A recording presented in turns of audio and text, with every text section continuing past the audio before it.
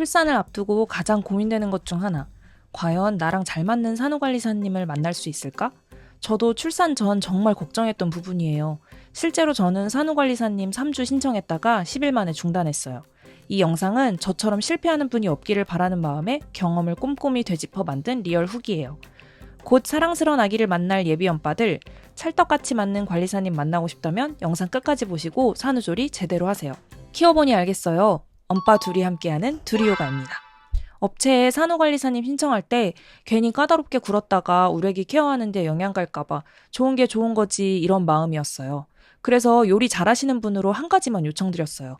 그런데 결과적으로 그 단 하나의 요청도 제대로 반영되지 않았어요. 식사는 간이 너무 짜서 산후조리하면서 몸이 더 부을 정도였고요. 점심 준비를 무려 오전 시간 내내 하시더라고요. 손이 너무 느리셨어요. 그 시간 동안 아기 케어는 공백이었고 심지어 아기가 울면 한 손으로 아기를 안고 다른 손으로 불 앞에서 요리를 하시는 거예요. 홈캠을 보고 기겁한 저와 남편은 안방으로 아기를 데려와 직접 돌봤어요. 산모는 쉬어야 한다고 했는데 전혀 그러지 못했죠. 거실에서 아기랑 놀고 싶을 때, 책을 읽거나 혼자만의 시간을 보내고 싶을 때, 남편이 업무할 때도 계속 말을 거시고 관리사님 개인적인 이야기를 많이 하셨어요. 결국 남편은 거실에 있던 업무 책상을 안방으로 옮기고 산후관리사님의 수다가 힘들어서 저희는 매일 얼른 퇴근하시라고 할 정도였어요. 관리사님께 일이 다 끝나면 일찍 퇴근하셔도 된다고 했거든요. 근데 점점 빨리 퇴근하시기 위해 설거지나 청소는 대충, 아기 빨래도 안 하고 가시고 나서 저희가 설거지도 청소도 한 번씩 더 하게 되더라고요. 산후 회복에 집중할 수가 없어서 결국 3주 계약 중에 10일만 이용하고 중단했어요. 그리고 딱 다짐했죠. 둘째 때는 절대 이렇게 하지 않겠다. 업체 선정부터 상담, 요청사항까지 더 똑부러지게 더 꼼꼼하게 준비해야겠더라고요. 산후관리사 선택할 때 가격보다 더 중요한 건 운영 시스템과 교체 유연성이에요. 첫 번째, 사회서비스 전자바우처로 지역 검색하기. 내가 사는 지역, 인접 지역까지 넓게 검색해보세요. 생각보다 인접 지역에서 더 평점 좋은 업체를 찾을 수 있어요. 저희는 서울 중구에 거주 중인데요. 중구에 업체는 몇 개 없는데 주변 성동구나 용산구로 검색하면 더 많은 업체가 나와요. 두 번째, 품질평가, 인력 제공수, 평점 확인하기.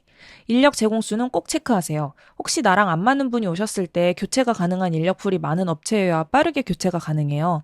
세 번째, 후보는 3곳 정도로 좁힌 뒤 상담하기. 한 군데만 상담하고 결정하면 후회할 수 있어요. 직접 통화해보면 서비스 범위, 계약 조건이 업체마다 달라요. 예를 들어 제가 상담했던 어떤 업체는 조리원을 가지 않는다면 관리사님 파견이 어렵다는 조건이 있었어요. 이런 건 직접 물어보지 않으면 알기 어렵죠. 이 3가지 기준으로만 후보 업체를 선정해도 첫 단추부터 실패할 확률이 확실히 줄어들어요. 진짜 찰떡같이 잘 맞는 관리사님 만나려면 까다롭다는 말 들어도 괜찮은 것 같아요. 실제로 요청사항을 명확히 전달했을 때 업체에서도 좀 더 높은 기준으로 파견해 주더라고요. 상담할 때 하루 식사 제공 범위가 아침, 점심, 간식, 저녁 중 어디까지 포함되는지, 한 끼 식사는 어떻게 구성되는지 꼭 물어보세요.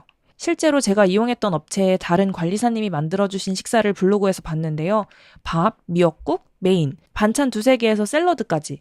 보기만 해도 건강한 산모식을 풍성하게 차려주셨는데 저희 관리사님은 오전 내내 식사 준비하시면서 밥, 메인 요리, 반찬 1개가 전부였어요. 또 계약서엔 점심, 산모 간식, 저녁 제공이라고 되어 있었지만 실제로는 점심 1끼만 해주셨어요. 만족스럽지 않으면 바로 교체 가능한가요? 이건 민감해 보여도 꼭 물어보세요. 처음 며칠이 가장 중요한 시기거든요. 저는 거실에서 아기와 놀고 싶었는데 관리사님이 자꾸 말을 거셔서 결국 쉬지도 아기와 놀지도 못했어요. 사적인 대화는 최대한 자제해 주셨으면 좋겠다는 요청도 부드럽게 꼭 처음에 전달하세요. 계약 중단하면 언제 어떻게 얼마나 환불해 주는지 반드시 확인하세요. 저는 환불받기까지 1달 반이나 걸렸고 3번이나 연락드려서 겨우 받았어요. 예약금은 예약할 때 바로 요청하면서 정작 환불은 너무 느려서 좀 아쉬웠어요. 접종 여부는 꼭 확인해 주세요. 신생아의 면역이 완성되지 않은 시기에 외부인이 집에 들어오는 거니까요. 책임감 있게 관리하는 업체라면 이 부분도 분명히 안내해 줄 거예요. 경력도 많으시니까 알아서 잘 해주실 거라 생각했지만 그냥 넘어간 것들이 하나둘 쌓이니까 결국은 내가 불편하고 지치는 조리 기간이 되더라고요. 산후조리 기간의 질을 끌어올리기 위해 첫날 조금만 용기 내서 관리사님과 조율해보세요. 업체로부터 구두로 들었던 것과 실제로 하시는 일이 다를 수 있어요. 산모 케어, 아기 케어, 식사, 청소 등 관리사님의 정확한 업무 범위를 계약서 기준으로 처음부터 확인하는 게 좋아요. 인덕션, 분유포트, 젖병 소독기, 집집마다 기기 브랜드가 다르잖아요. 관리사님도 여러 집을 다니시다 보니 우리 집 기기에 익숙하지 않으셔서 여러 번 여쭤보시는 것도 불편할 수 있어요. 그래서 간단한 매뉴얼을 미리 만들거나 사용 방법 유튜브 영상이 있다면 링크를 공유하는 것도 좋아요.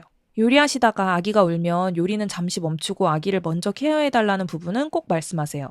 아기의 안전이 가장 우선이기 때문에 아기를 안고 주방 불 앞에서 요리하는 일은 없도록 처음에 분명하게 얘기해주세요. 아기를 돌보며 TV나 핸드폰 사용을 하시는 분도 있어요. 급한 일이 아니라면 자제해달라고 미리 얘기하는 게 안전해요. 엄빠가 추구하는 육아 방식이 있다면 미리 말씀해주세요. 관리사님도 경험을 통해 추구하시는 육아 방식이 있기 때문에 서로 이야기를 나누고 조율하는 과정이 필요해요. 이 모든 이야기가 산모의 회복을 최대로 돕기 위한 작은 안내서라고 생각하시면 좋을 것 같아요. 저도 지금까지 말씀드린 내용들 이렇게 영상으로 기록해 두었다가 둘째가 생기면 그대로 적용하려고요. 지금 이 영상을 보고 계신 예비 엄빠 여러분도 나랑 잘 맞는 산후관리사님 만날 수 있을까 너무 걱정하지 마세요. 관리사님과 첫 단추만 잘 끼우면 산후조리는 훨씬 편해질 수 있어요. 첫째도 둘째처럼 조금 더 쉽게 육아하고 싶다면 구독과 좋아요 부탁드릴게요. 엄빠 둘이 함께하는 둘이 육아였습니다.